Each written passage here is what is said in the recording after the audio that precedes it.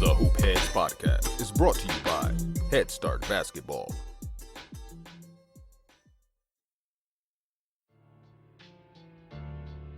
Hey Hoopheads! Wanted to take a minute to shout out our partners and friends at Dr. Dish Basketball. Their Dr. Dish shooting machines are undoubtedly the most advanced and user-friendly machines on the market, and they truly accelerate skill development faster than ever. Learn more at drdishbasketball.com and follow their incredible content at Dr. Dish B-Ball on Twitter, Instagram, Facebook, and YouTube. Mention the Hoopheads podcast and save an extra $300 on the Dr. Dish Rebel, All-Star, and CT models. Also, make sure to check out the new Dr. Dish Home Machine, which is perfect for these crazy times when gyms and schools are closed. Visit drdishbasketball.com for details. That's a great deal, Hoopheads. Get your Dr. Dish shooting machine today.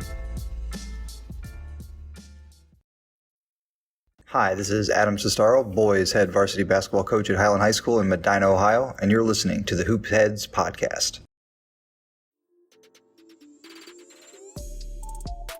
Hey Hoopheads, we all hate ankle sprains, and they happen way too often. Ankle injuries are the #1 sports-related injury. Arise is trying to change that. With the iFast, your athletes get preventative protection and full mobility.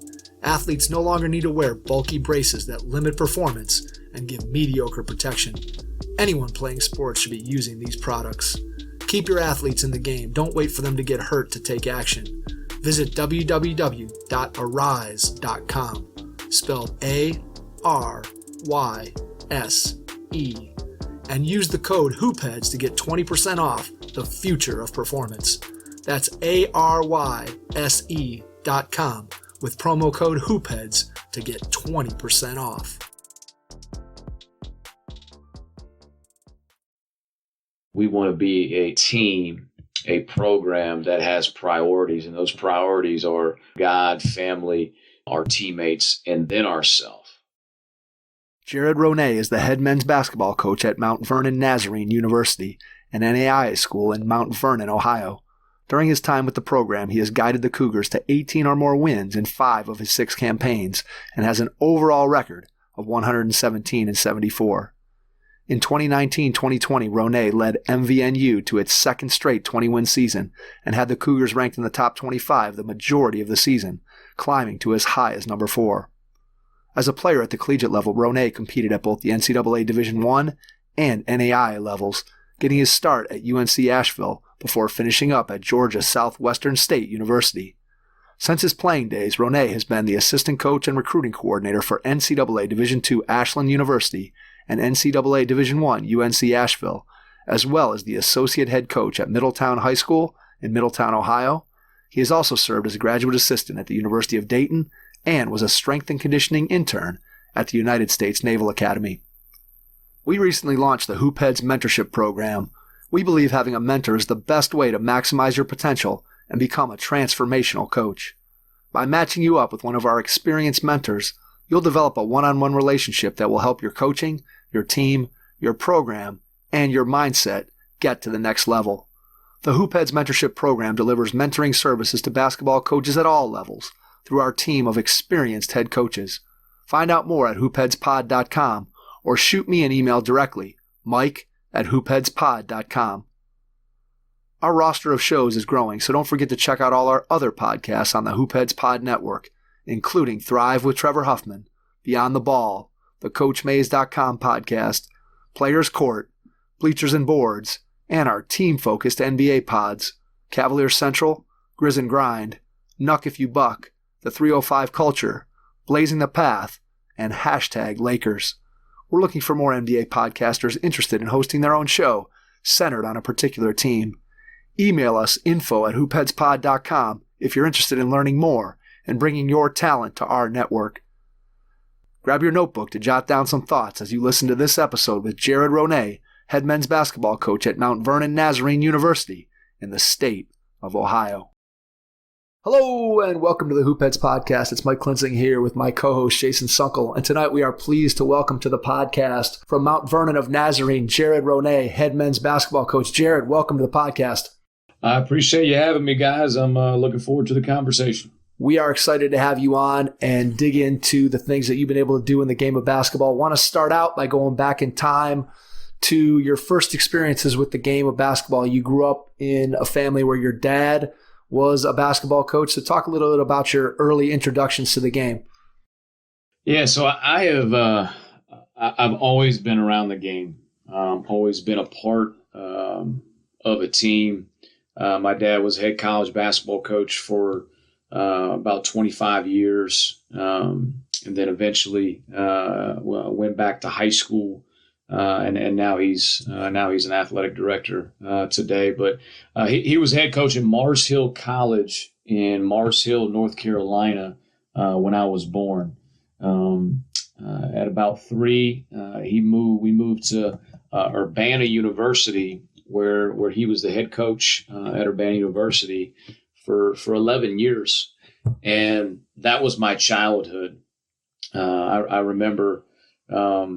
A lot of bus trips with the players. I would be at practice almost every single day with my dad and also my older brother. I remember I missed a lot of school days because my dad would pull me out and allow me to go on different trips with the team, and that was my childhood. He had some tremendous teams at Urbana University. 2 teams, team that went to the Elite Eight, Sweet 16. He had 2 twins from Cincinnati named Wade and Wyatt Goins, who were basically like my heroes growing up. I looked at those guys the same way I looked at Michael Jordan and Larry Bird. They were almost on the same level, and it's just, I think of my childhood and I think of my dad's teams at Urbana University, and just being around the game, being in the gym constantly.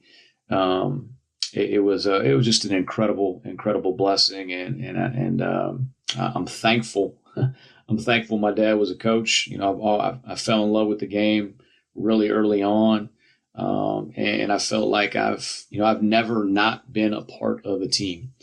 And obviously that's why I've pursued coaching and pursued this profession, and I love it. I absolutely love it, and I wouldn't change my childhood for anything. Did you realize in the moment kind of how lucky you were to have that particular experience with your dad having the keys to the gym and you being able to go on the road trips? Did you realize that at the moment, or was it just sort of your reality and you weren't really processing it that way at that time? No, I definitely didn't realize it at the moment. It was just what we did. We went to school. Then right away, we went over to UU and went to practice. We were in the gym. We would hang out in my dad's office. He was also the athletic director there as well, and we would spend hours upon hours in that gym. Urbana University actually just recently closed their doors, and we actually have a couple of transfers from Urbana, and I told those guys while we were recruiting them that me and my brother, we hold the record for most shots taken in the Grimes Center. No doubt about it. Just because we were constantly there, and my brother, he's 6 years older than me, and he was, at that time playing in high school. So he was, and I was much younger, and he was very, very serious about the game. So, we would be at practice, and then we'd go home for dinner, and then we'd come right back, and because my brother would work out on his own, or my dad would put him through a workout, and I'd be on the other end, a little kid shooting, doing ball handling drills, trying to be like him, and we were just constantly in the gym, and I didn't realize it, how fortunate I was as a kid to have that, but obviously I do now, and I have kids now, and I know my 2 sons and my daughter are probably gonna going to want to do the same things I did, just to be around my team, be around our guys, and grow up in that environment, that small college environment. And was really, really fortunate, no doubt about it. Growing up, did you play other sports, or just because you were so exposed and had such access to basketball, it was basketball number one right from the time you were a little kid, or did you play other things? No, we were a big baseball family as well. My brother played baseball. I played baseball as well, and I was in that time, where we played basketball in the fall and the winter, and then spring, summer we were all baseball. My brother was a great baseball player, played at the college level, as well as basketball, and I played baseball throughout high school. As well as basketball, but chose to play basketball in college. But we were a big baseball family. In the spring and summer, my dad would, he'd take us out to the park, and he'd hit ground balls, to us for about an hour, and then he'd throw BP to us for about an hour. We were, when it was warm out, we were constantly on the baseball field, and then when it got cool again, we were in the gym the whole time. How important do you think that was in terms of your development overall as an athlete, and maybe continuing to stoke your passion for basketball that you ultimately ended up choosing, where you were able to step away from the game and go play something else? Because we all know, obviously, that there's a trend across all sports for kids to begin to specialize, or at least feel pressure to specialize, or they won't, you can't make it if you don't specialize, if you don't just hone in on your sport by the time you're 10, 11 years old. So maybe just talk about how you felt your multi-sport experience impacted you in a positive way, both in terms of maybe just the way you looked at life, but also in terms of your ultimate development as a basketball player. Well, it both specifically, and you could talk about, multiple different sports, but specifically with baseball and basketball, you're using different energy systems. There's different skill sets, specific skill sets from a physical standpoint that you have to have and hone in on both sports. And I think it was incredibly, incredibly important to my development in both, and just from a mental approach, being able to step away, from basketball and then step into baseball. Kind of that mental shift was really, really important for me, and I know it was for my brother as well. Even though we would be, we'd be playing double hitters on a Saturday and playing throughout the week, but we'd find 30 minutes to 45 minutes to get shots up or do ball handling, day by day. But just to be able to step away and step into baseball, I know for me was really neat. And to be honest, from a specific sports standpoint, my favorite teams growing up were baseball teams that I have the fondest memories of, because baseball is obviously, you got really long Saturdays, and families get to know each other really, really well. And, I have great memories playing baseball in the summertime. And, from my profession, from a recruiting standpoint, we don't recruit all guys that are multi-sport, and I know some guys choose to specialize, but I really like guys that play multiple sports. I like guys that, we got a couple freshmen on our team this year that were football players, and there's a certain mindset and a certain aggression that they naturally play with, because they play football, or whether it's a soccer player, you're talking about, different footwork, or, I think people that grow up playing multiple sports, I think it's an advantage. I really, really, really do, just from a physical standpoint, and a mental standpoint, as they grow into that, age 12 to 16, 17. And then by that point, obviously into college, you're really specializing into a sport. But for me, I loved it. I loved every second playing both, and I highly recommend young athletes playing as many sports as they can. All right. So for you, as you start to zero in and you're playing both sports through high school, you start to, I'm assuming at some point, zero in and say, maybe my opportunity to play at the collegiate level is going to be on the basketball side of it. So how did you go about as a player preparing for that opportunity through your high school years when you started to maybe see that on the horizon? How did you go about putting together workouts for yourself? Was your dad still working you out and getting involved on that side of it? Where were you going to play your pickup basketball? Just talk a little bit about your process for improving yourself as a player when you were in high school. Well, if I was smart, I'm 5'10". If I was smart, I probably should have honed in more on baseball. But I love basketball. That was my first love. I wanted to play at the college level, and I just loved to play. I loved to work out. I grew up in the era of the Pistol Pete VHS tapes, where I do those ball handling drills constantly all day long. The Steve Alford All-American workout.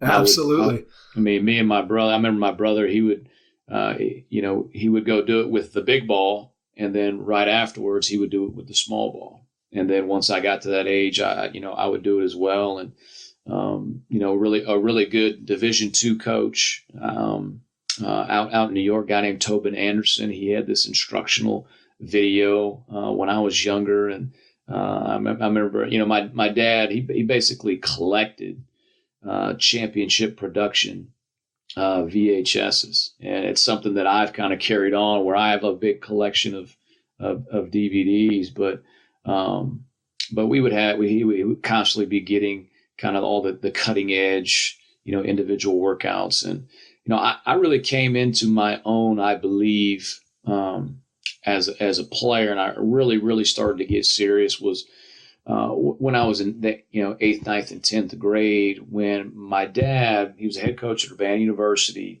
up until my 7th grade year. And then he took the job at Frostburg State University in Maryland.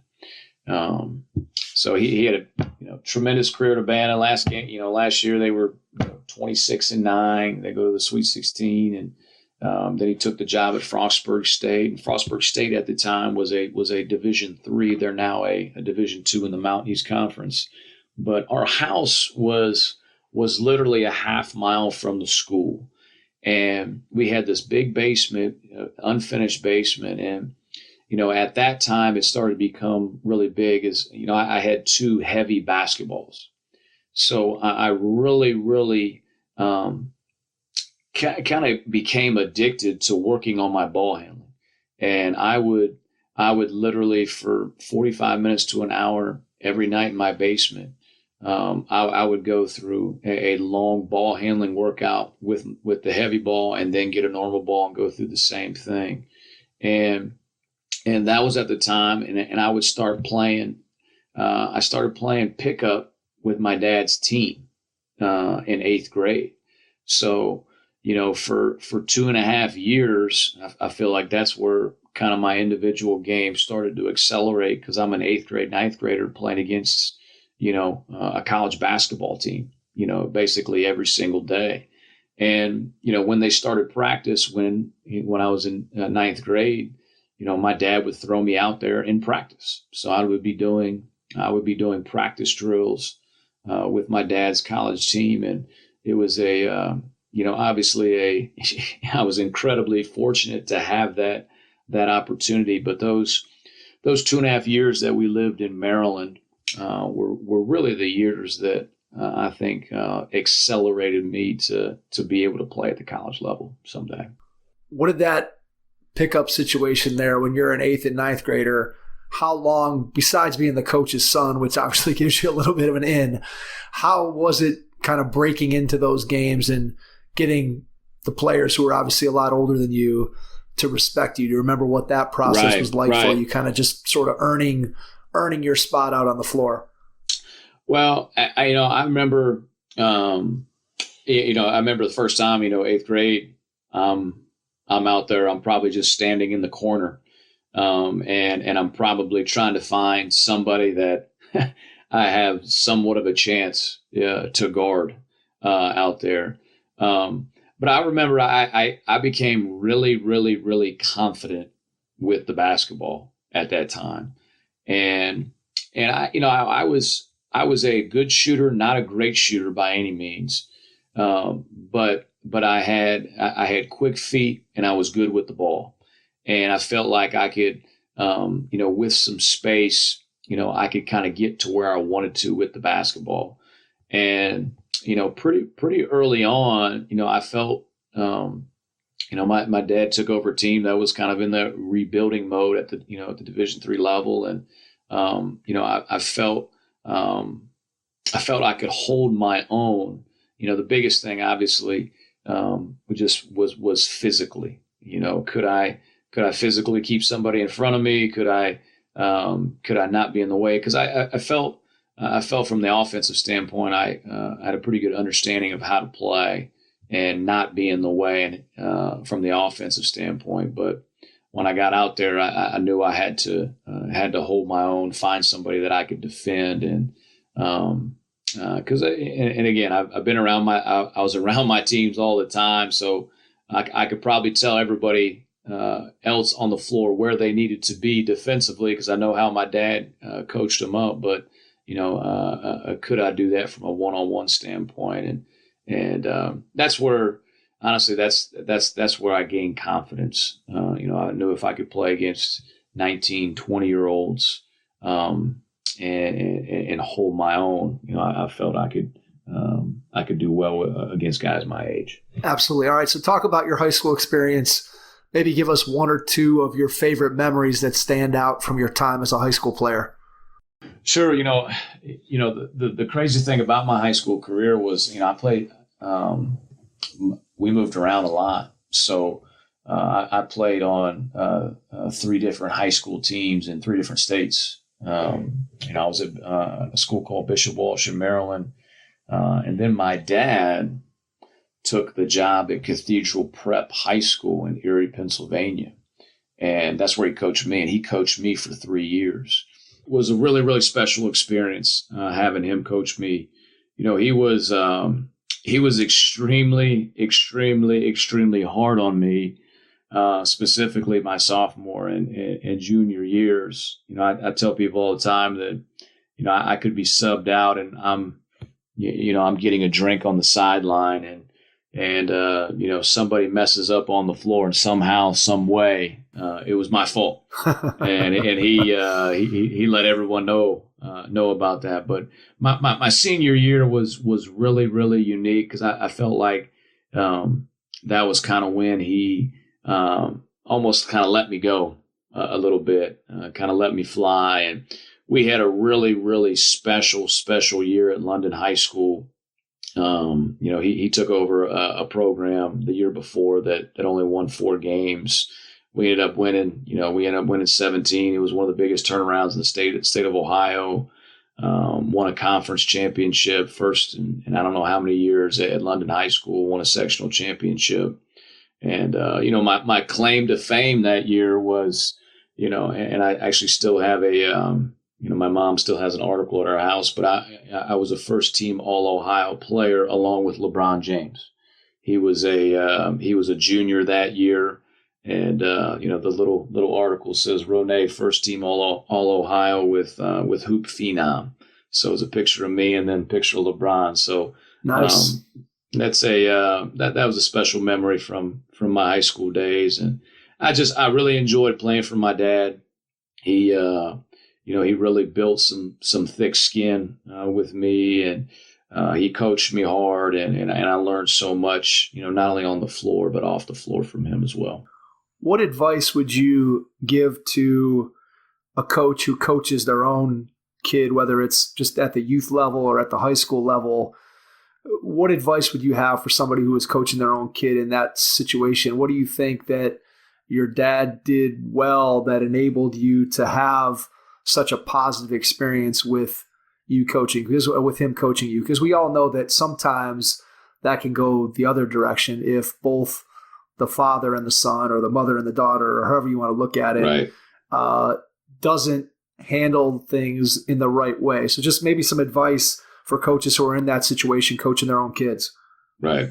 Well, I think the biggest thing is, in my dad's own way, he loved me, and I knew he loved me. And I knew when we stepped away from the gym, he was my dad.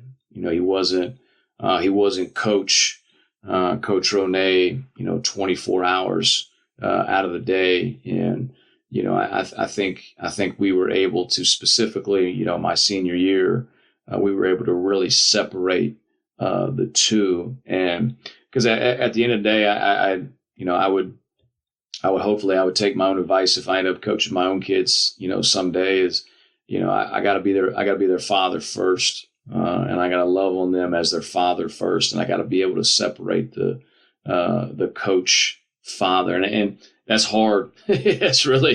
It's hard. No doubt. That is hard to do. But I think if you navigate it the right way and communicate the right way, and if your kids know deep down that you love them, no matter what, no matter the performance, no matter how well they're doing or how bad they're doing, that at the end of the day they love them, and it's all it's a growth journey within that process. Then I think at some point, most of the time, even at that time, I didn't fully get it, I didn't fully understand it, but as I've grown, I still look back at certain things and I kind of smile like, okay, I understand why he did that now, and, yep. And I think trying to, really trying to separate the two and make sure they know, that you love them and that you're going to do, that. I like the word that you're not giving them tough love. It's you're loving them toughly. And, that would be my advice to How old is your oldest moms. Now? My oldest is 5. He's in kindergarten. And I have All a right. 2-year-old that's getting ready to turn 3, and I have a 4-month-old as well. Gotcha. All right. So you're not quite at the coaching everybody and carting people around stage quite yet. Not quite. Do you know where to hit the backboard for the highest percentage shots? Do you know when using the backboard is better than taking a direct shot? Be certain that you are taking the highest percentage shots by training with the Shoticle. The Shoticle mounts on your backboard to give you the location of the highest percentage shots. Train with the Shoticle, and you will score more.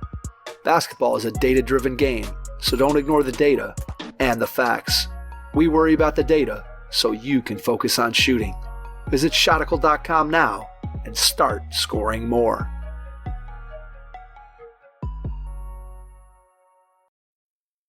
So for me, I like to equate, and I think it sort of goes to the question that I asked you, and that is when I'm coaching my own kids, what I find is that as the coach, and I'm sure you can well attest to this when you're coaching your team, that you feel so tied into the outcome of that game. And even when I'm coaching my kids when they were 7 or 8 years old, or my youngest is now in 5th grade. So when I coach her team, I get so wrapped up in the coaching piece of it. And, if we lose this travel game that, I go back and I replay this thing in my head over and over again. And, I try to analyze what we did and what we can do better and how I can make a bigger impact on them. And as a coach, I feel like I get so wrapped up in what they're doing. And then conversely, I tell people that when I'm not coaching them, whether that be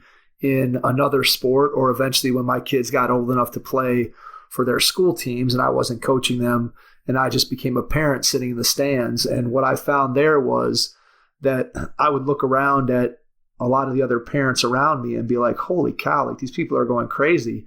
And I would literally just sit and watch. And I wanted them to do well, and I continue to want them to do well, and I want their teams to win. But it was interesting because I found that 5 minutes after that game ended, I really didn't care whether they had won or lost. I wanted them to have had a good experience and they'd come off the floor or come out of the locker room and you put your arm around them and you tell them you love them and I'm moving on. And versus when I'm coaching, those games stick with me for days and days and days. And it's such a different experience. So I think my piece of advice that I'd add on to what you said about, making sure there's that separation between coach and parent. I think it also goes for when you're a parent, just realize that the journey is completely about them. It's about their kid, their experience as a kid. It's not about your experience as a parent versus the situation where you're coaching them. Then it's kind of like you're co-piloting that experience. So just some advice for people who are out there who maybe are coaching their kids or who are sports parents. I think the more you can just realize that your kid is your kid and don't tie up their self-worth into what they do as a basketball player or a baseball player or a violinist or whatever it is that they're doing. Remember that experience is theirs. And I think that's really important to keep in mind. Well, it ties into, it's obviously it's something that we really preach in our program here at MVNU. It's, who are we becoming throughout this process? And obviously, winning and losing matters. It does in life that it matters. But, throughout that process, who are we becoming throughout is the most important. And as a parent, you want to make sure your kid, like you said, is having a tremendous experience and they're growing and learning, throughout that process. All right. So let's jump ahead there. We'll come back to, I want to talk to you a little bit more about, how you made your college decision and then ultimately got into coaching. But I think just bringing up the point of having it be about who we're becoming, what does that look like day to day in your program when you start talking about obviously teaching the kids more things than just X's and O's and how to execute things out on the basketball floor? How do you go about incorporating, helping them to grow as people into what you do day to day in your program? Right. Well, it's, at our program, in our school, we're a faith-based institution, intentionally Christian institution. And, faith is a major part of our program. And, we have, I know the word, the culture is a big word in sports and business. And, we like to say that, what kind of environment are we facilitating? And, the environment that we're facilitating day by day, we're very, very strategic in that, whether you know it or whether you don't know it, you are developing culture. And for us, we want to be very intentional about developing that culture. And it's the most important thing about our program. And I'll share just some details about it. We call it our rural Cougar culture. And, it's centered around a process-driven mindset and a relationships unending mindset.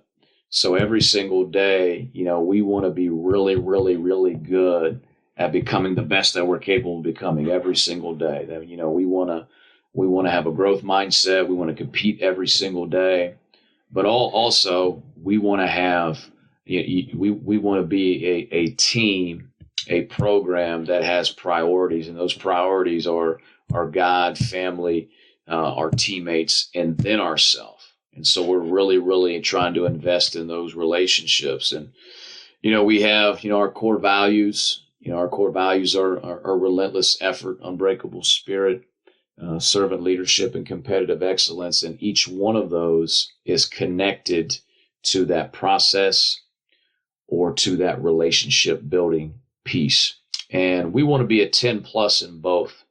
And we feel like if we're a 10 plus in both and we're very, very intentional, then throughout that, hopefully we're becoming, trying to become the best program that we can become.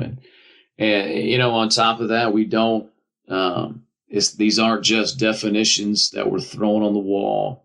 They're not just signs. We tell people it's not a t-shirt, it's who we are. It's what we're all about. And with that, on top of that, we, as a program, every year we develop standards of behavior where essentially, it's a huge, huge team session that we have we'll have it at my house every single year. And, we get all our guys in big groups, and it'll be older guys with younger guys. And we talk about, the first thing we talk about is, where are the specific places that we represent MVNU basketball? And we'll come up with every year we got our main ones of, on campus, in the locker room, on the road, practice, during games, whatever it may be. And, we'll come up with new ones every year as well, and, on social media. But then we take time as groups, and then we talk about, okay, what does an MVNU basketball player look like in those places? What are the decisions that we're making in those specific places that drive our culture home every single day? So for us, those standards of behavior are the most important part, of the environment, of the culture that we're trying to intentionally facilitate every day, because, those are decisions that are driving us, towards, having having our priorities of God, family, teammates, and then self. They're driving that relentless effort home, that unbreakable spirit home, that servant leadership, that competitive excellence, all those things, because we're being very intentional about, okay, what do we look like in these places? And we never want them to be generic. We want to be very specific. If they come back with generic answers, I'll pose specific questions that help us think a little bit deeper, so we can be even more intentional about those behaviors. I love that, because I think that so often, we hear coaches talk about their culture, and we hear them talk about different pillars or standards that they have for their program. And yet right. I think that a lot of times for players, they hear those things and they say, yeah, I believe in those, or I want to do those. But then when you don't attach a specific behavior, when the players don't know what that looks like or what actions they should be taking to right. demonstrate those things, I think it can be very easy for a player to kind of get confused and lose their way. And then also from a coaching standpoint, it's easy to just keep saying, well, we need to be this or we need to be that, and right. then wonder why aren't the players doing it? And a lot of times it's just because, again, not everybody is on the same page. So I love the fact that you're being intentional and you're attaching those behaviors to the standards that you expect. And so then right. the next step, or my next question would be, when you see players demonstrating those things, or conversely, when you see them not demonstrating those things, how do you go about recognizing, acknowledging them on the positive side when you see it? And then if you see somebody not living up to that standard, how do you go about pointing that out to them and then getting them back on the path that you want them to be on? Right. Well, I think it's naturally a little easier. I don't want to say easier, but, you're naturally trying to define who we're not. You right. point out, I'm going to point out probably a little bit more often, okay, this is who we're not on the floor or off the floor or this area, whatever it may be. But, one of the things that we do, we have this thing called practice connectors. So every single day, we bring our team in before practice, and sometimes it takes 3 minutes, sometimes it takes 10 minutes, depending. And there'll be a theme every day, and sometimes everybody has to share, or sometimes it'll be voluntary. But on Tuesdays it's Teammate Tuesday, and where I'll ask the guys to give 5 or 6 examples of a teammate really doing something really well, something going above and beyond, what they're asked, or something that they've really, really noticed that, really exemplifies a standard behavior, or something that they've been helping them out. So that's an intentional way that we do it as a program. So now their teammates are really, really calling them out. And, one thing that we really try to, facilitate are players that slowly, as they grow within our program, they become player coaches. So we never, I know we don't name captains within our team. We want, I never want to, on our team this year, I think it's very obvious. People know who our leaders are going to be on the floor and in the locker room. But I never want to name someone a captain, but then all of a sudden, that presses someone else down where they don't feel comfortable stepping into whatever their leadership may be at the moment. We want to facilitate, an environment where everybody can kind of step into their own authentic leadership capabilities and be able to grow into that. So we constantly, whether it's in practice or in conditioning, we want our guys coaching each other up. So if I'm on the sideline, automatically, if I'm a younger guy, I'm getting a mental rep watching an older guy. If I'm an older guy, I really know what's going on. I'm focusing in on one or two guys, and then right away, I'm going to give them some type of feedback as soon as they step off.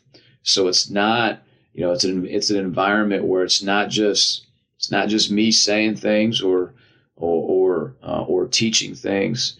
We really want an environment where all our players are invested in their leadership growth and their capability of really stepping into who they're going to be as a leader. Because, I really think as a coach, I think a lot of times coaches can bang their heads and say, we need this guy to lead more. We need that guy to lead more. And you have meetings with them and say, we want you to do this. You're a leader. You do. But it to me, like if you're having those conversations with that guy, then they're probably the wrong guy. That you're expecting something that they're not. They may not be capable of, or they're not ready to step into.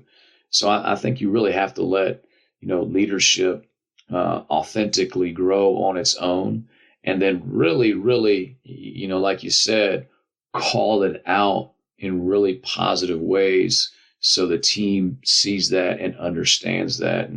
And that's why I think building an environment where guys are really coaching each other up, it really helps guys, grow into that really, really well. All right. So two things related to that. One is, do you have to model for players what that player-to-player leadership looks like? Because we know that that's not necessarily natural, even for kids who are leaders. When you step into a program as a freshman, occasionally you're going to get the player who just kind of naturally gets that. But a lot of kids who may end up being good leaders may not understand exactly what that looks like out of the gate. So the first part of the question is, how do you model for them what it is that you'd like to see from a leadership standpoint? And then I think number two, I guess this is maybe more of a statement than a question, but it seems to me that one of the things you have to do as a head coach is you have to be able to step back a little and give your players space to be able to lead. Because I think one of the things that I know I've been guilty of this in the past is when you're coaching, you tend to want to talk a lot. And when you're talking the whole time, right, you just don't leave any space for players to have the opportunity to talk. So maybe just talk a little bit about those two aspects of how you build the leaders within your team.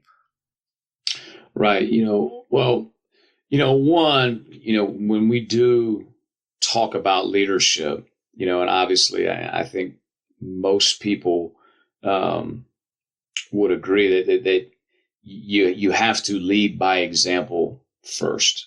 You have to show up every day and do, whatever your job may be to the very best of your ability. That's step one. But then part of step one is, you have to learn how to serve your teammates. We're not a program that, hey, freshmen, go carry my bags. We're stepping in where we want our upperclassmen So you know what? If we're ever going to have somebody carry somebody's bag, it's going to be a senior carrying a freshman's bag, or it's going to be, when we go out to eat on the road, our freshmen are eating first, and then and then we go through our seniors. So we want to try to want to try to create as many opportunities for our upperclassmen to serve our underclassmen, so they can exemplify what that servant leadership looks like, and then hopefully our younger guys, are growing into that, and that honestly that really took time. That took time. I've been at MVNU for 6 years now. It feels old, but my very, very first recruit here is now a graduate assistant. It's not like, hey, from day one, all of a sudden we had all these servant leaders walking around. Like, no, we had to speak into that, but then we had to create opportunities for our guys to, really step into, what does leading by example look like? How do I, where are the opportunities that I can serve my teammates? And then, like in practice, we had practice this evening, and, there were probably, I know one occasion tonight where, I blow my whistle getting ready to coach, but I saw right away, I saw one of our upperclassmen, teaching one of our younger guys something. And I want to make sure he finished. I want to make sure he finished that comment, because in that moment, that upperclassman was probably giving that kid what he needed way more than maybe what I was about to say. So I never want to cut those opportunities off to allow guys that really understand what our program's all about, understand what we do on the floor, to be able to serve and lead on a day-to-day basis. Absolutely. All right, so let's take a step back to when you first started thinking about wanting to be a coach. And obviously growing up with your dad as a coach, you saw what the coaching lifestyle was all about. You saw your dad go through the ups and downs of what a coaching career is all about. What was the moment when you realized, or maybe it wasn't a moment, maybe it was just a slow, gradual realization as your playing career came to an end, that you wanted to coach? So how did you come to decide that coaching was going to be your profession? And then just talk a little bit about how you ended up getting into college coaching as opposed to, I know you spent 1 year at Middletown, but just kind of how you ended up. Take us a little bit through some of your stops along the way and what you've learned that's kind of gotten you to your position as a head coach. Right. Well, honestly, I don't really remember an exact moment where I'm like, I want to coach, or I definitely want. It's kind of like, that's just who I am. It was in my blood. I was always around a team.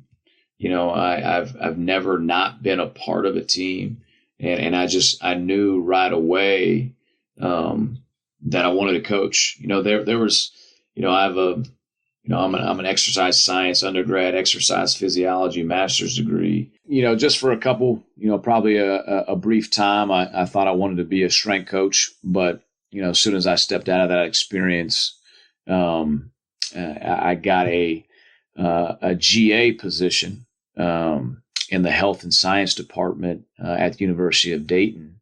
And that's where, in the summertime, I volunteered with the men's basketball team there. And then during the year, I was my dad's assistant at Middletown.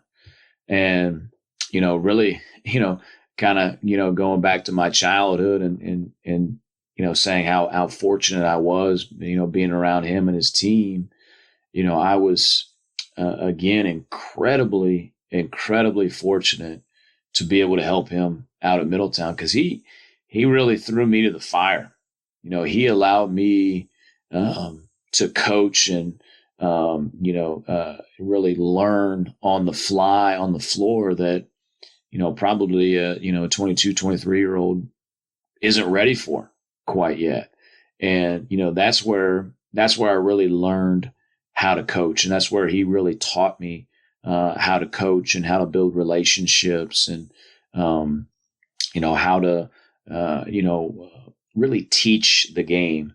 And, I was a big, that was kind of the early stages of a lot of skilled trainers and, Gannon Baker. And, I went to, one of Gannon's, he kind of had these schools out in Las Vegas, and I spent a weekend out there and got to know him. And I really became really addicted to really teaching skills on the floor, and that kind of became my niche as a college coach. Is I worked everybody out, all the time, and I really believe in even here now as head coach at MVNU is that we want to build really skilled players on the floor, and we want to give them space and freedom to utilize that skill set. And at Middletown, that's where I really honed in on that as a coach and as a teacher, and my dad really. He really let me learn under fire. And again, I owe so much to him on where I am as a coach. And, I was there for a couple years, and then that player development side, if that was what was your strength as a young coach, what's something that maybe you look back on and you say, ooh, man, I really wasn't very good at that particular piece of coaching, and something that you maybe had to grow into through your coaching career?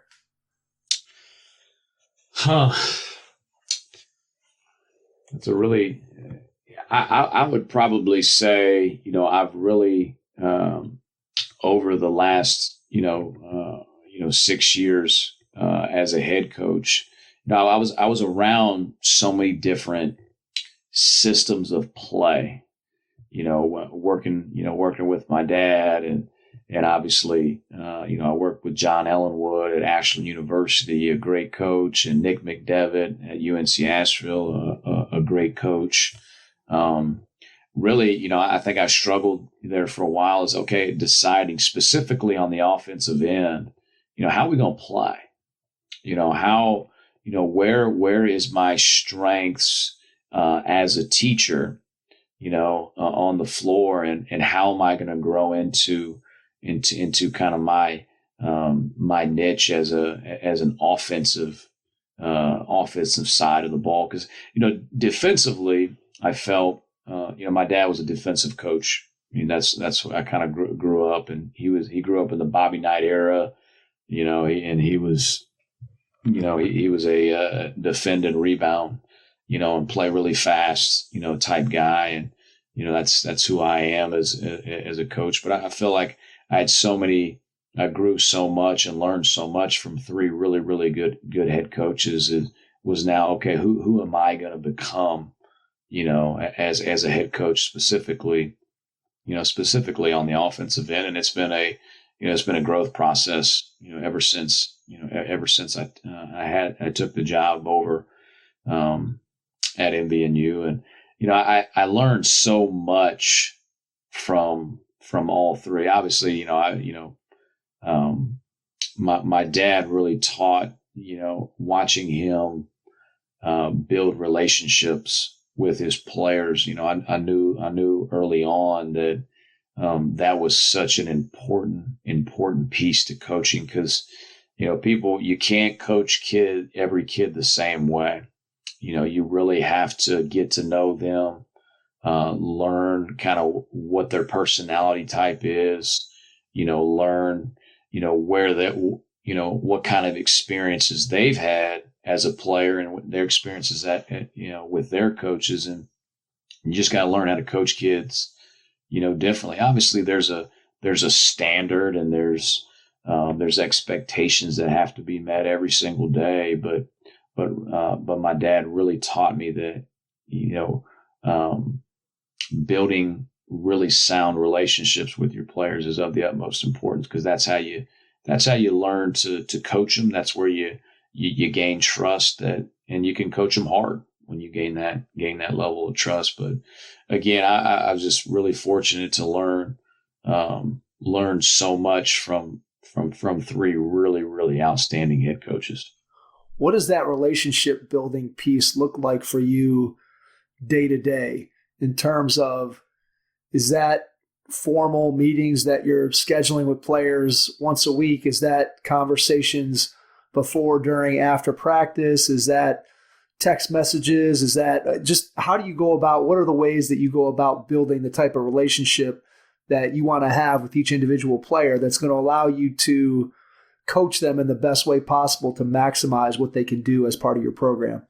Right. Well, it's definitely not, the formal meeting. I'm not a formal meeting type of guy.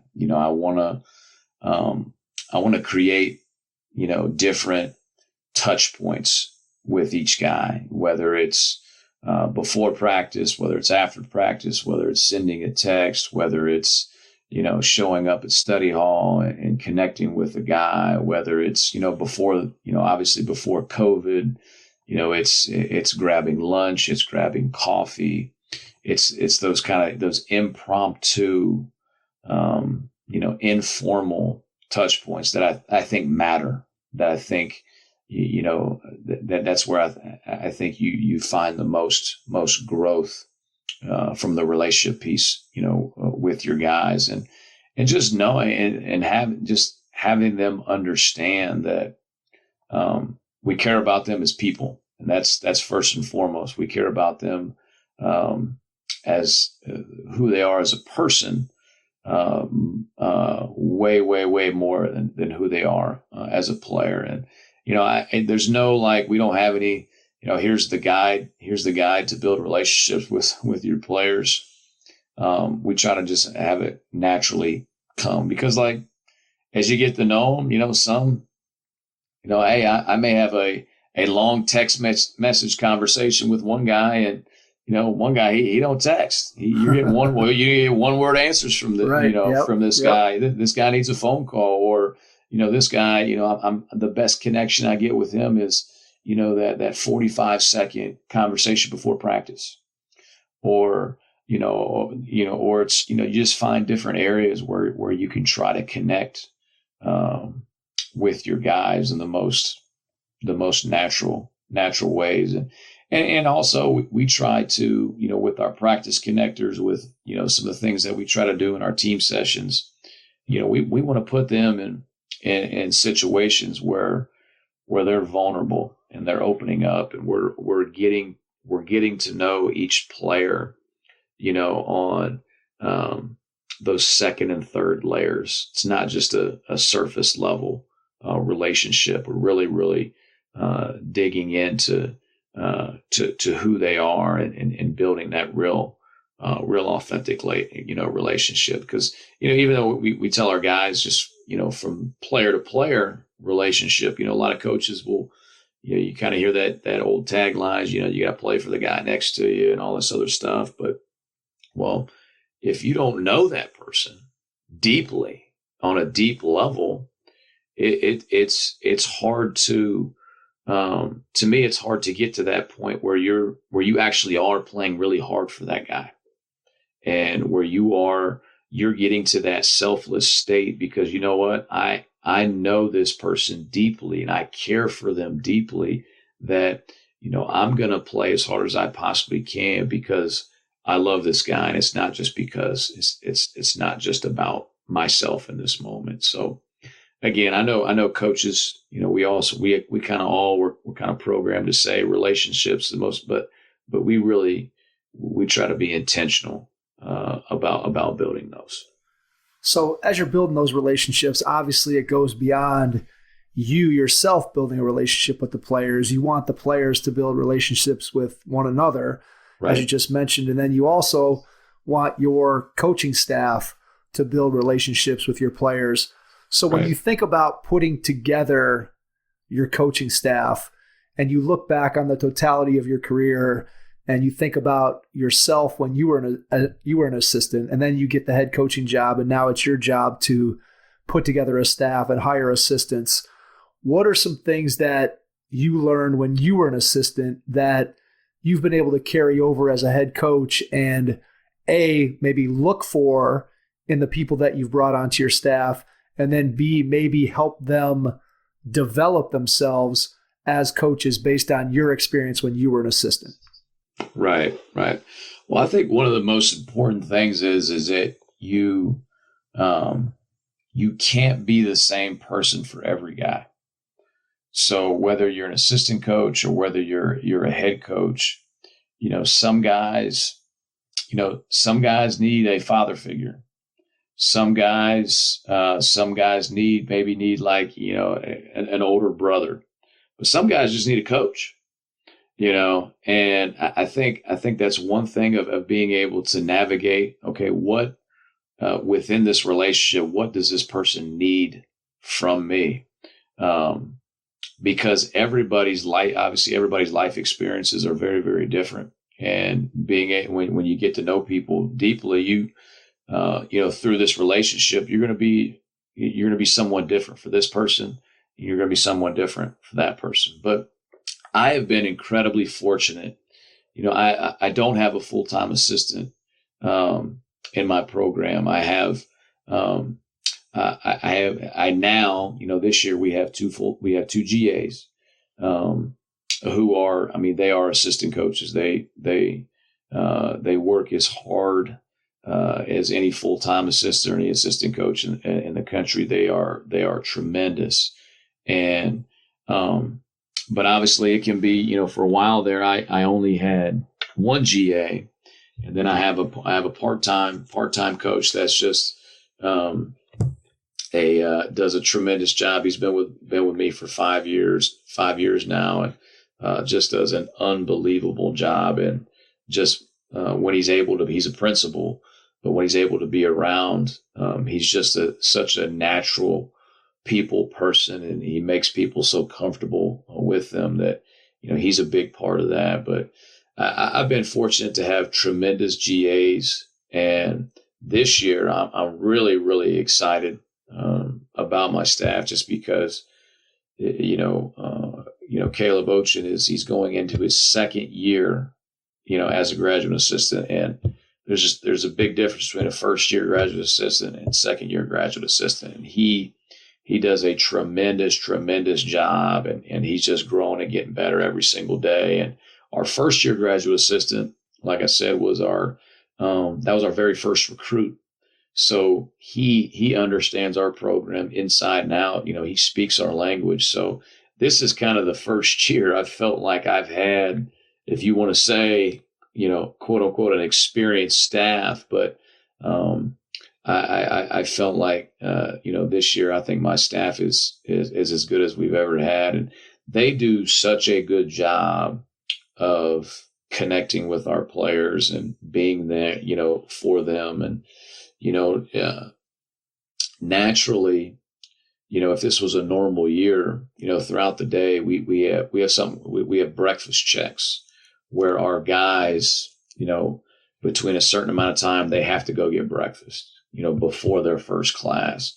And that time is such an important time, specifically for my assistants, just because they get to spend 20, 30 minutes, each morning with our guys. And, when I'm not, if I don't have my kids for the morning, I get over there, a couple times a month and sit in on breakfast and just spend time with guys for 10, 15 minutes at a time while they're eating breakfast before they're going to their first class. And so we just try to, we try to create as natural situations as we can. And I think our, my staff now and, my GAs in the past just do a tremendous job with that. So one of the things, obviously, that is the lifeblood of any program and that your staff plays a huge part in is the recruiting piece. So talk to us a little bit about how you go about, first of all, putting together your initial list of players that you're going to consider and that you're going to go out and look at? And then 2, what your process is once you've sort of come up with your list of players that you're considering.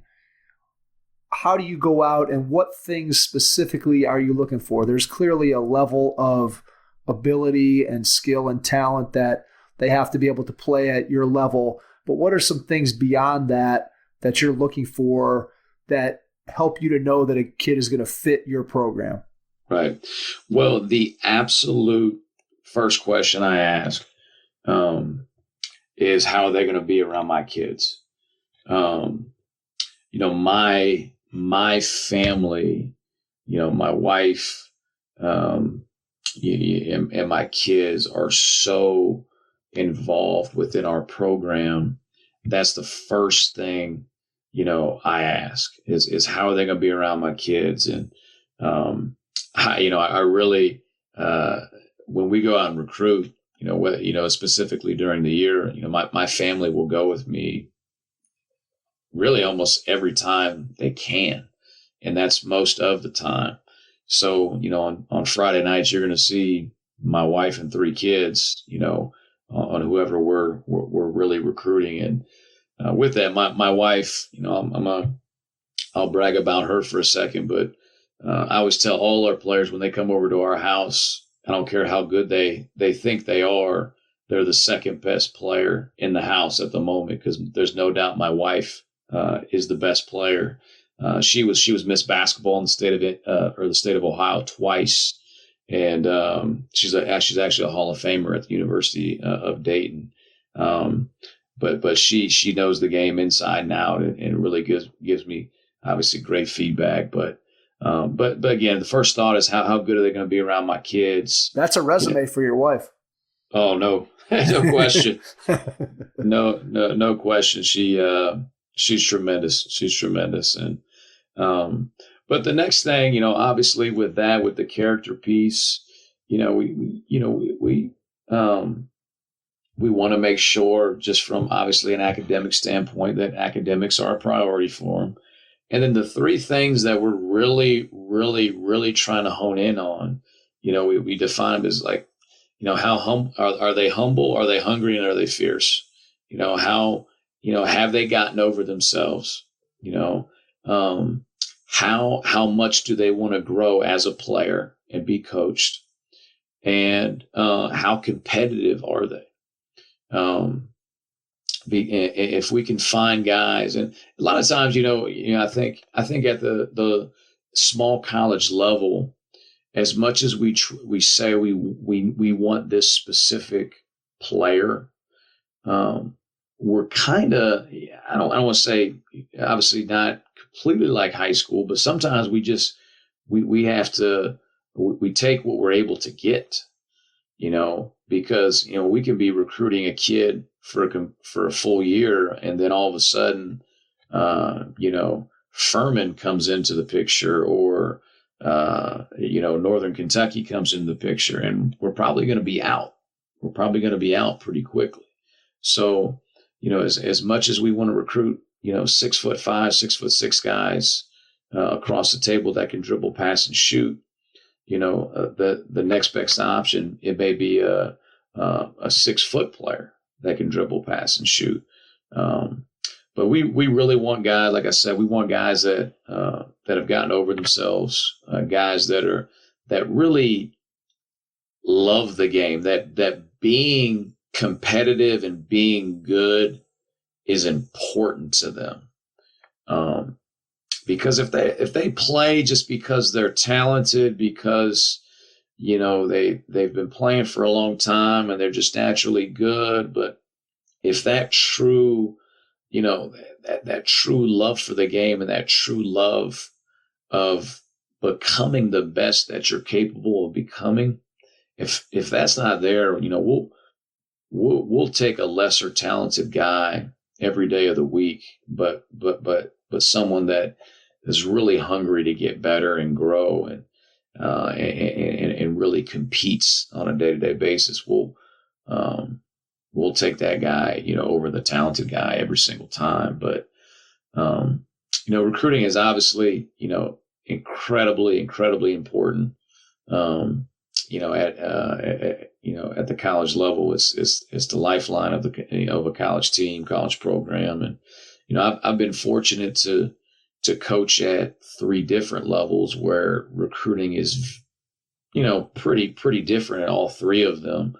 And I've been able to learn a lot through that. But, we're a program, we're not recruiting 50 kids. We're not even recruiting 25 kids. We're probably getting a database of, year by year. We have probably a list of 50 or so kids, but we're probably actively recruiting 15 at a time, but we're really honing in on probably 5 at a time. And we're a program where we don't offer a lot of people.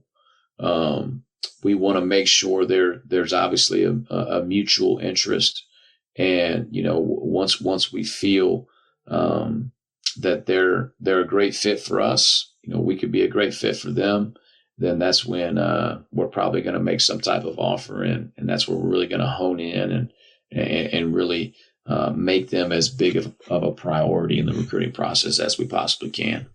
So when you're recruiting those kids and you're going out and you're seeing them play, how much do you weigh or value seeing them play with their high school team versus seeing them in an AAU environment? And is there different things that you're looking for in each one of those situations just because of the role that they might be playing on either of those particular teams? So their role on their high school team, chances are they're probably the best player.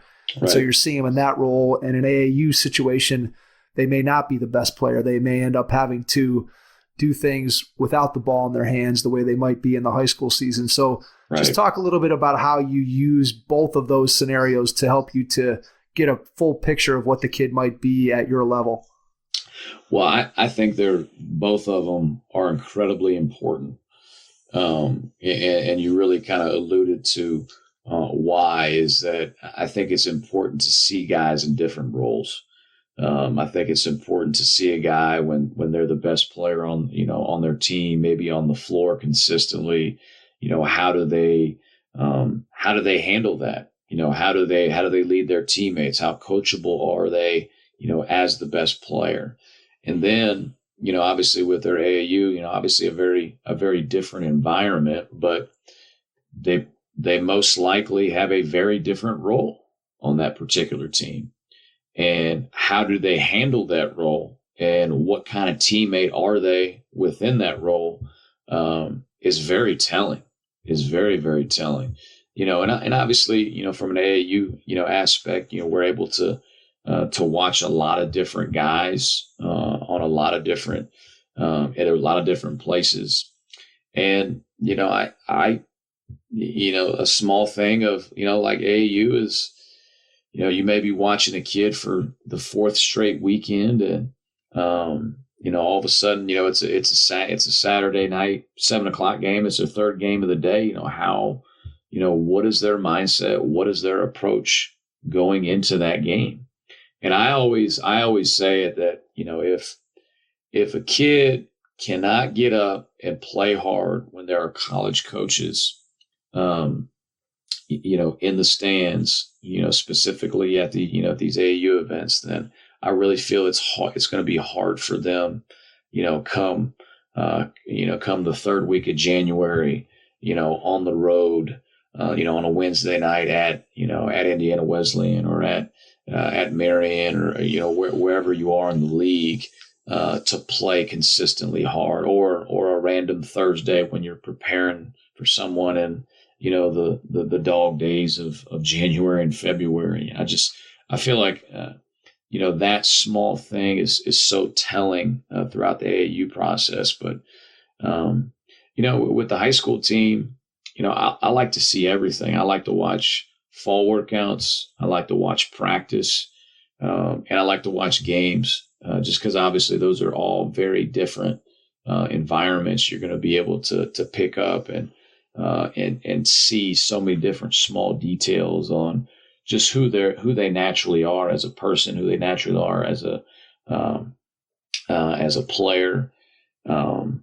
I think they're all so very important for so very different reasons, and that's why we try to work as hard as we can in both elements.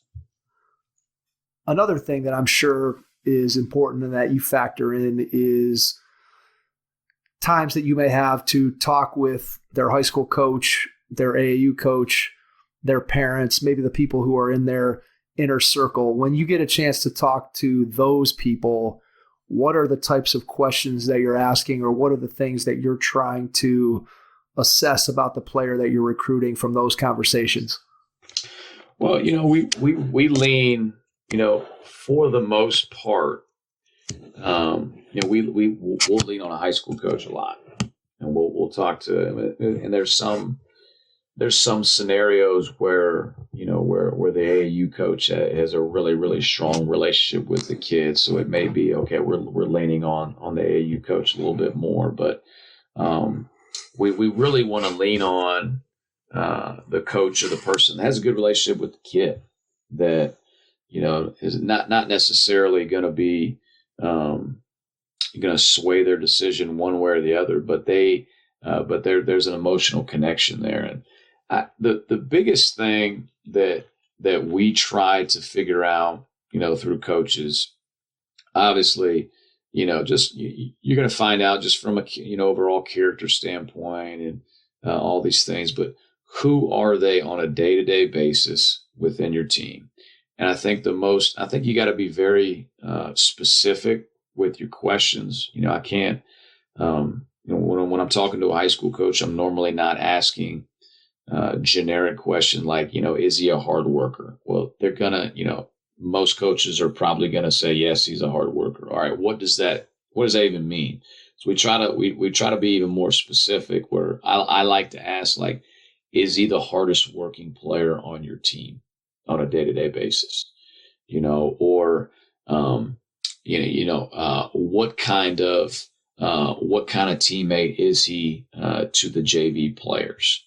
How does he interact with those guys when they're at practice? So we try to pick out, specific questions that may dig a little bit deeper on a specific topic that may help us shine a light on that. And, with us specifically, being, at the NAIA level and small college level, we're not, it's not like being a Division I assistant where I really got to pinpoint my evaluations, where if I want to go out and watch this kid, 10 straight days, in the fall, we can do that. We can go out and evaluate as much as we can. And, we're going to try to put ourselves in as many up close and personal settings so we can get a feel for all those small details that we're looking for as well. And obviously that was one of the big, that was the hard things about COVID.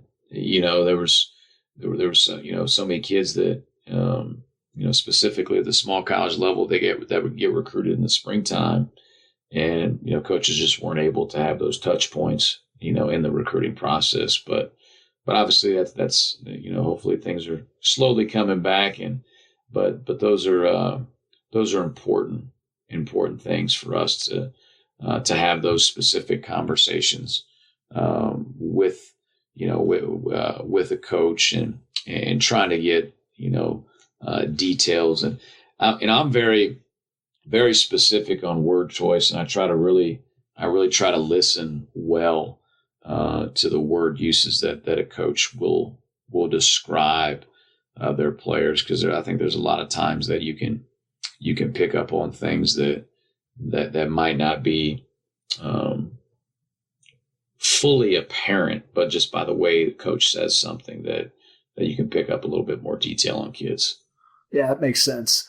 And I think when you start talking about trying to do all this through the pandemic and figure it all out, right? I guess the only positive of the whole thing is that everybody has been in the same position. It's not like it affected one person necessarily more than another. So I think that's the positive. Absolutely. So let's assume that we get to come back and we get to have some semblance of a season this year. And let's talk a little bit about how you develop your practices to make sure that you're maximizing the efficiency and the effectiveness of what you do. So talk a little bit about your practice planning process and kind of how you design a practice to get the most out of the time that you're out on the floor.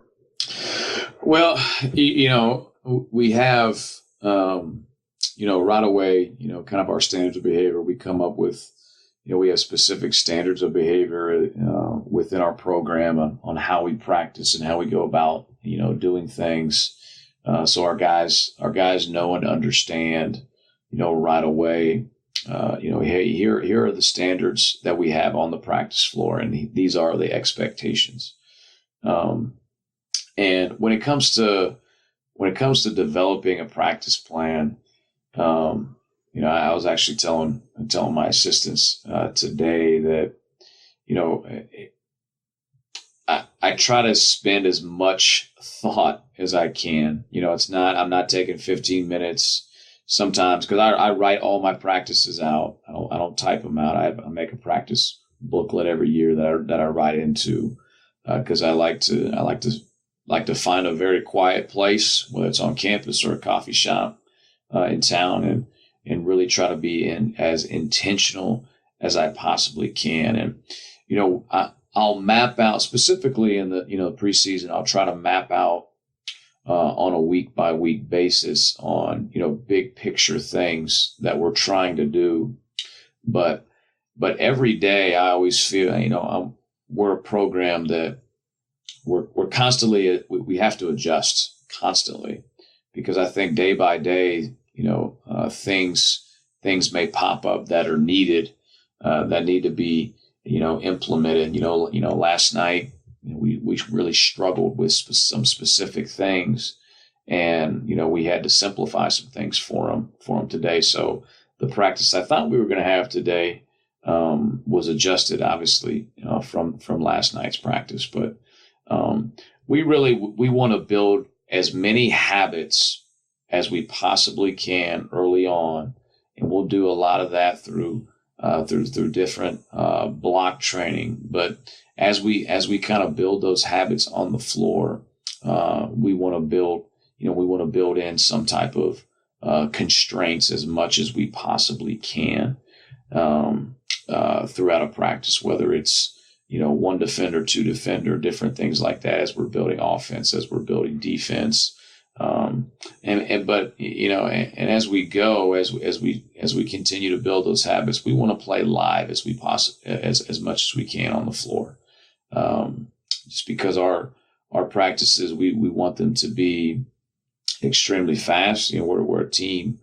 We play extremely fast in the offensive and defensive end. So obviously we want to practice that way. We don't want to be we're not a team that's out there for 2.5 hours, 3 hours. We're on the floor for about probably 1 hour and 45 minutes to 2 hours, all year long. And as soon as we get to the practice floor, our guys have a warm up. In years past, we kind of had a warm up week by week. This year, we're writing out warm ups, different warm ups every single day. So they know as soon as they get on the floor, one of our practice standards is do your warm up. So there's kind of no lag time. They're not going in and just kind of randomly shooting jumpers and conversating and all these other things. That they know that we have a limited amount of time on the floor, so we're going to be as efficient as we possibly can. So right away, they're doing their warm ups, and those warm ups normally include footwork and ball handling, any type of maybe a specific action that we're focusing on that particular day. And then we'll get into right away we'll transition into position work. And through that position work, obviously, guys, we're just building skills. We're just trying to build habits, build skills on the floor, specifically on the offensive end. Then from there, we'll bring it in. We'll do our practice connector. We'll pray, and then we'll get into our pre-practice session. And that pre-practice session normally includes some type of 2 versus 0, 3 versus 0 offensive buildup, and then we go through our defensive vitamins. And these are, 7 to 8 different specific defensive drills where we're just really teaching defensive fundamentals. And then that's normally when we stretch, and we'll fully stretch, and then from there we're competing. Whether it's emphasis on small sided games, transition, full court, whatever it may be, but it will be about 45 minutes of kind of skill work, fundamental work, stretching, and then that's when we kind of get into our competing phase of practice. So when you're in that competing phase, do you track anything that you're doing in practice in terms of, like, I think one of the trends now that you see is coaches kind of tracking wins and losses in games or charting shots. Do you do any of that as part of your practice to kind of up the competitive level, or what do you do to make sure that you're driving that competitiveness that you're looking for? Yeah, we track wins. I mean, that's the main thing that we track. We'll have we have a big whiteboard that we roll out now, and every single day they'll be on there. What specific drills or games that you can earn a win in that particular day, and then one of my assistants will we have a kind of a continuous Excel spreadsheet that we're updating on guys. They basically they have their winning percentage and wins per day, so they're constantly they can constantly see who's winning out there.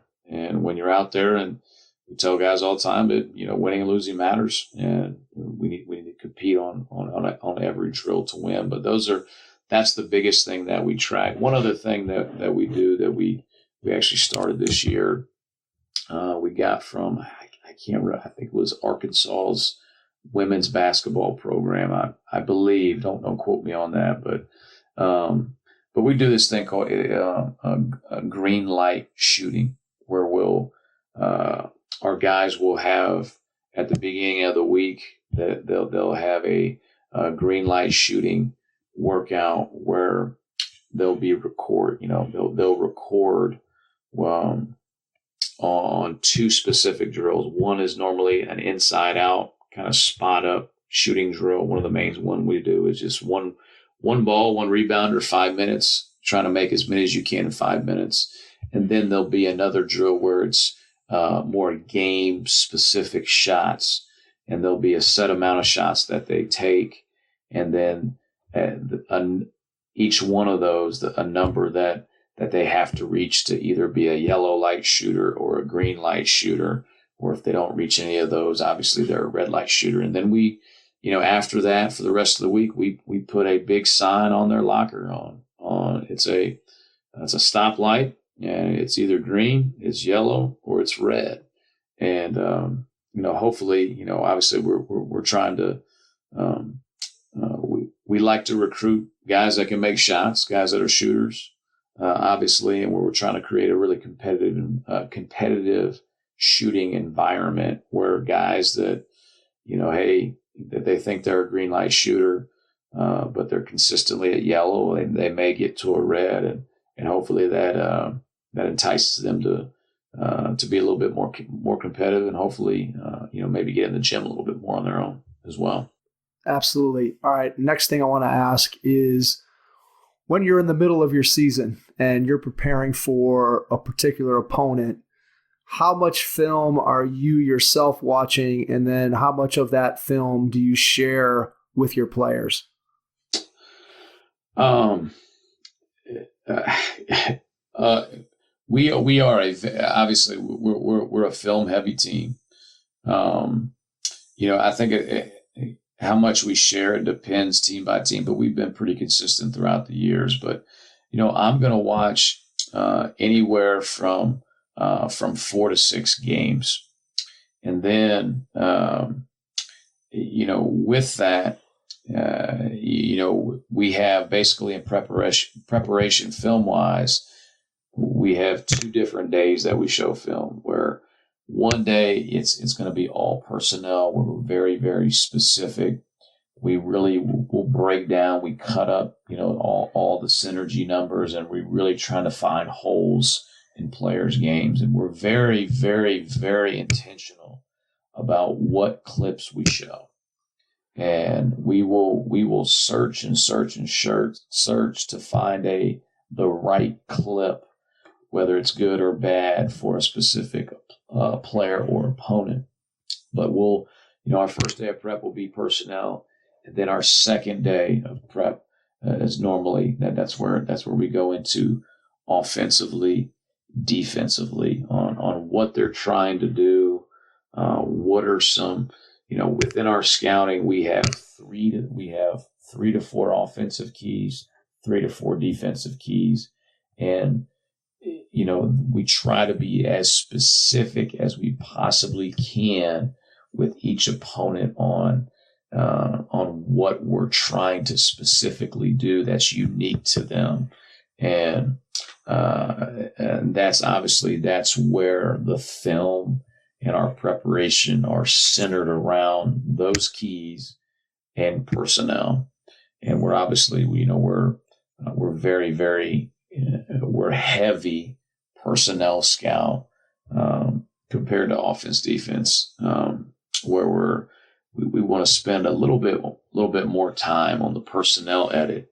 I should say more time on the personnel edit, but we will watch that. If we watch anything twice, it's going to be the personnel edit over the overall team edit, just because we want to have a really good understanding of what each individual player's strength and weaknesses are on the floor. But we're obviously not showing as much as as we watch as a staff. But another area that has become big for us is we really dig into the synergy numbers and the analytics of a team.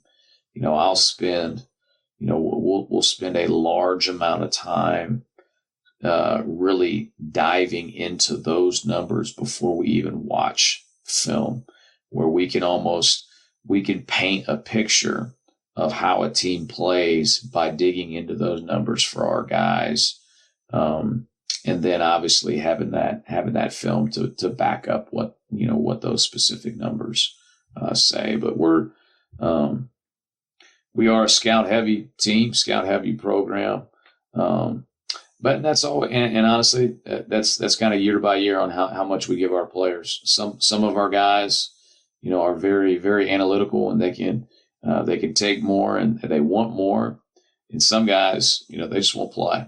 They just want to play. Okay, these are the 2 or 3 guys I'm gonna guard. These are their strengths. And I think we have some of those, probably a little bit more of those guys on this year's team. So we may dial it back on the amount of information, but I think a lot of that is just team by team and what they're able to consume, and how they can consume that and go out and execute a game plan.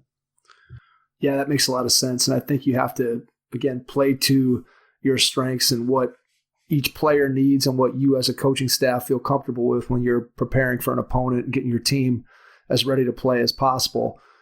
As we're coming up to our time limit here, I want to ask you one final question. It's a 2-parter.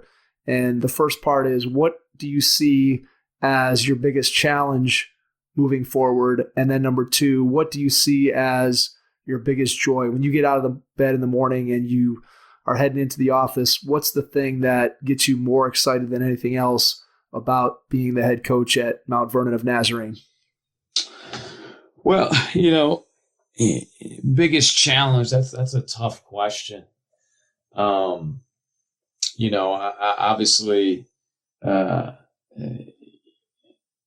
want to say, my biggest challenge, I always, I have such a young family, and I have young kids, and I always want to make sure I'm being incredibly intentional about keeping them at the center of what we're doing as a program, and obviously with my wife as well. And as you talk to, you've been around basketball, you talk to a lot of different coaches.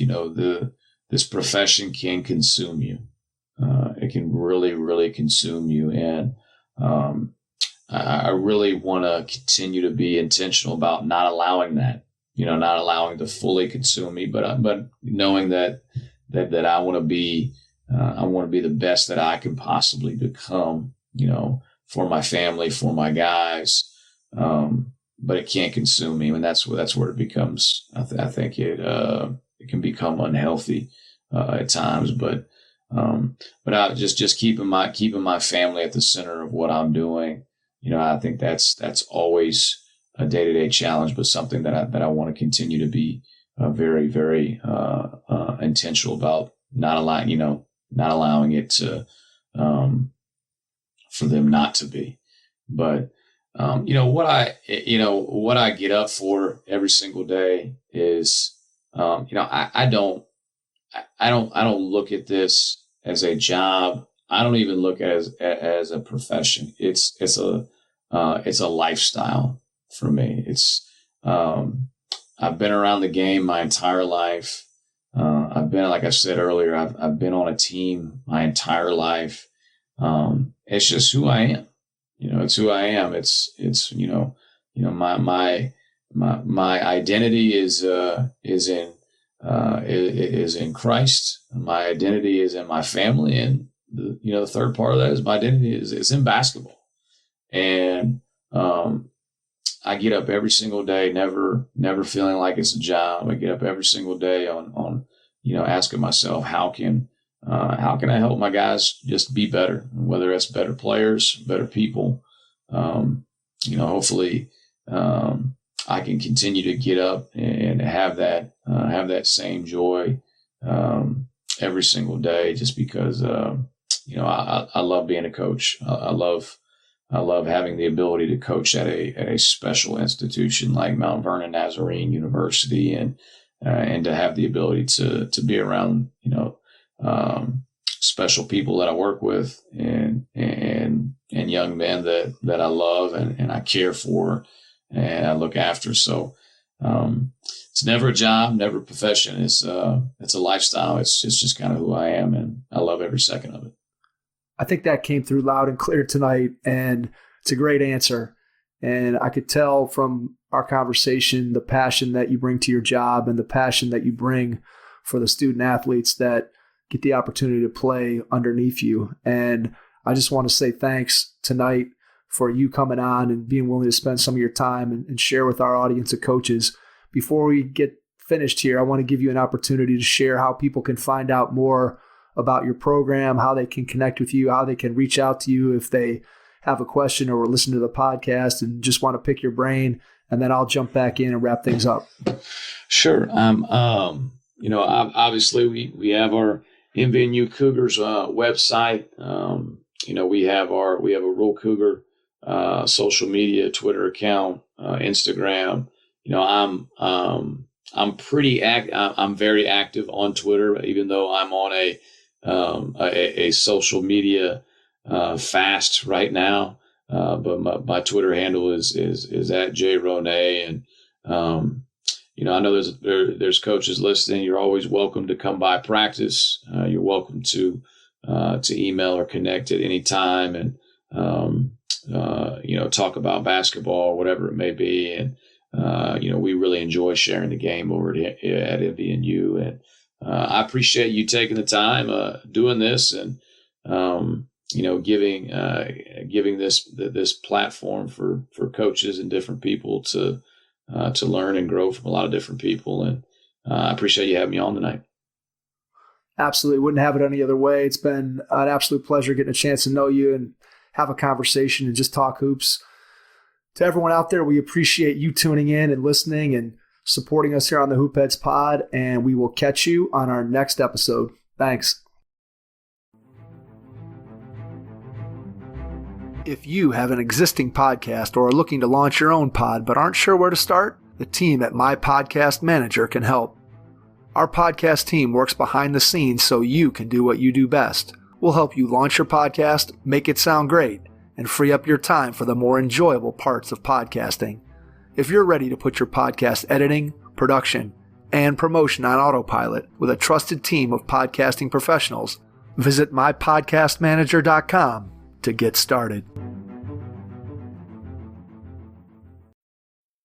Thanks for listening to the Hoop Heads podcast, presented by Head Start Basketball.